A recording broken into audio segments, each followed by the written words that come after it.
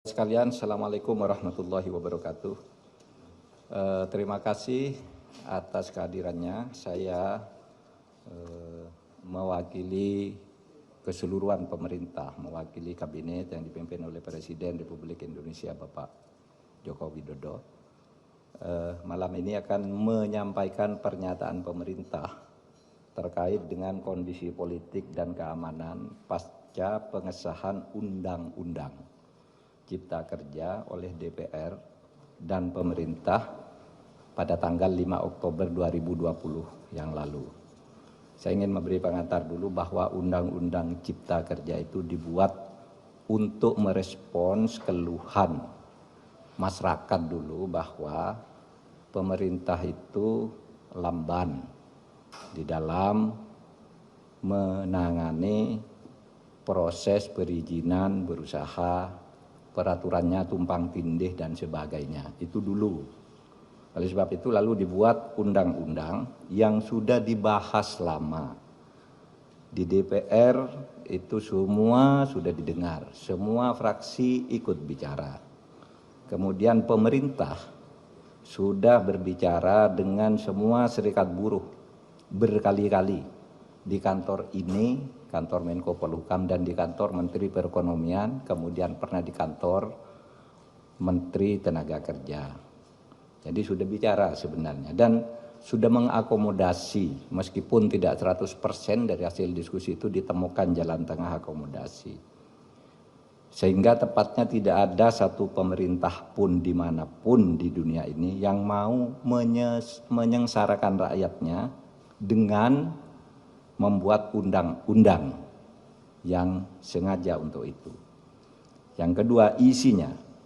Isi dari Undang-Undang Ciptaker ini pertama untuk mempermudah perizinan bagi usaha sehingga tidak birokratis dan tidak tumpang tindih, mempermudah perizinan siapapun yang mau berusaha dalam negeri maupun luar negeri. Yang kedua, menyediakan peluang untuk menampung tenaga kerja yang jumlahnya setiap tahun itu 3,5 juta. Angkatan kerja kita setiap tahun itu 3,5 juta.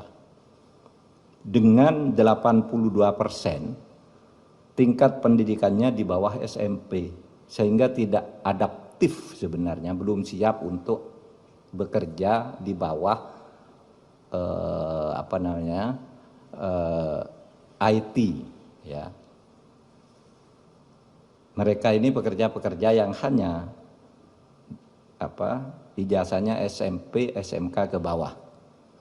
Jadi tidak bisa bekerja di padat modal, dia di padat karya yang sebagian besar. Jadi ini yang penting.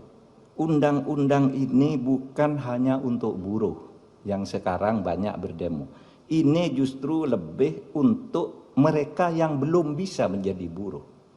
Untuk angkatan kerja yang akan datang makin banyak. Sedangkan hak-hak buruhnya sendiri berdasar undang-undang lama secara umum sama sekali tidak diganggu. Kemudian tentu untuk memberantas korupsi di birokrasi melalui pengurusan yang bertele-tele. Sekarang disederhanakan agar tidak ada korupsi, tidak ada pungli dan sebagainya. Yang sekarang ramai karena banyak hoax. Misalnya di undang-undang ini tidak ada pesangon bagi orang yang PHK. Itu tidak benar. Pesangon justru ada. Dibilang tidak ada cuti, tidak cuti haid, cuti hamil dan sebagainya. Di sini ada di undang-undang ini. Dibilang mempermudah PHK, itu tidak benar juga. Karena justru sekarang PHK itu harus dibayar kalau belum putus di pengadilan. Oleh sebab itu di undang-undang ini ada jaminan kehilangan pekerjaan. Ini dibilang tidak ada, hoax yang banyak. Bahkan ada yang mengatakan pendidikan dikomersilkan. Ketahuilah bahwa 4 undang-undang pendidikan, 4 undang-undang di bidang pendidikan sudah dicabut dari undang-undang ini karena aspirasi. Sesudah diskusi-diskusi, tolong Pak keluarkan tuh undang-undang, sudah kita keluarkan. Nggak ada di situ ngatur soal dunia pendidikan.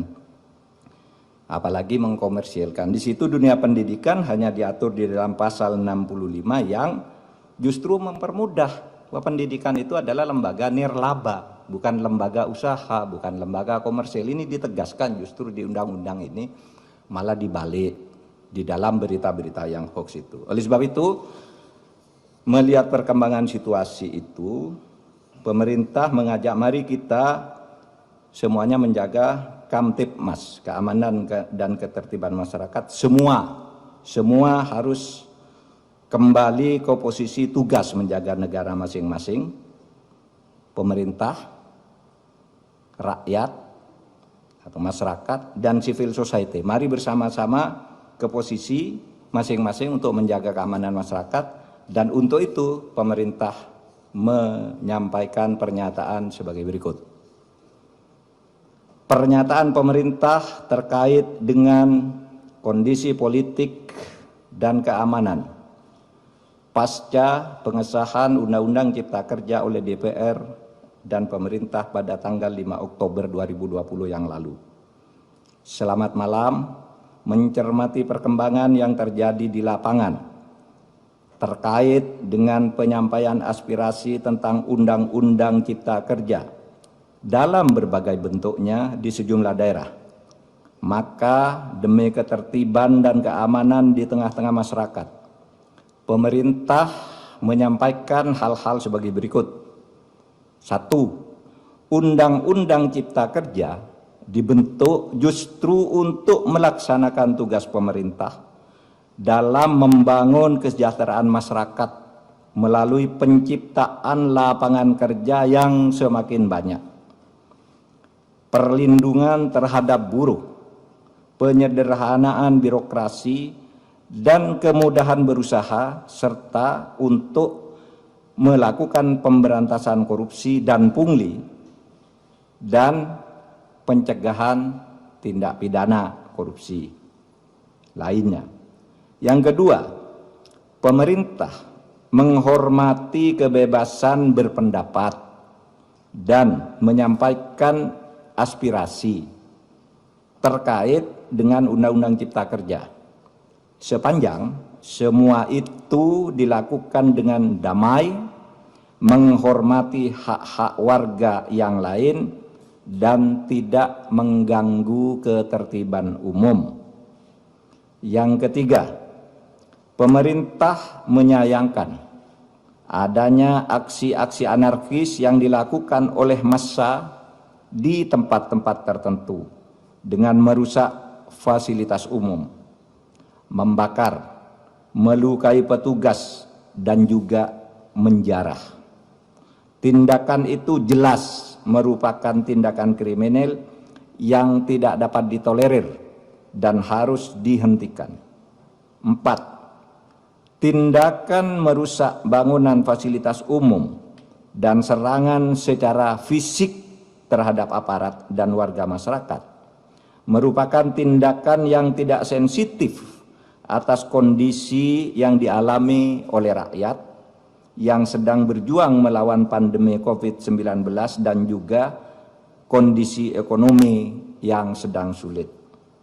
5. Untuk itu, demi ketertiban dan keamanan, maka pemerintah akan bersikap tegas atas aksi-aksi anarkis yang justru bertujuan untuk menciptakan kondisi rusuh dan ketakutan di dalam masyarakat.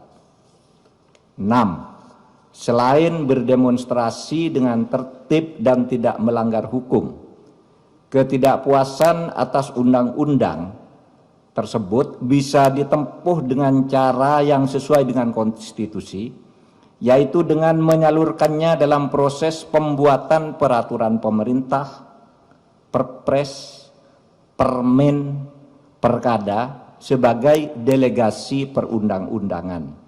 Bahkan bisa diajukan melalui mekanisme judicial review atau uji materi maupun uji formal ke Mahkamah Konstitusi. 7. Sekali lagi, pemerintah akan bersikap tegas dan melakukan proses hukum terhadap semua pelaku dan aktor yang menunggangi atas aksi-aksi anarkis yang sudah berbentuk tindakan kriminal.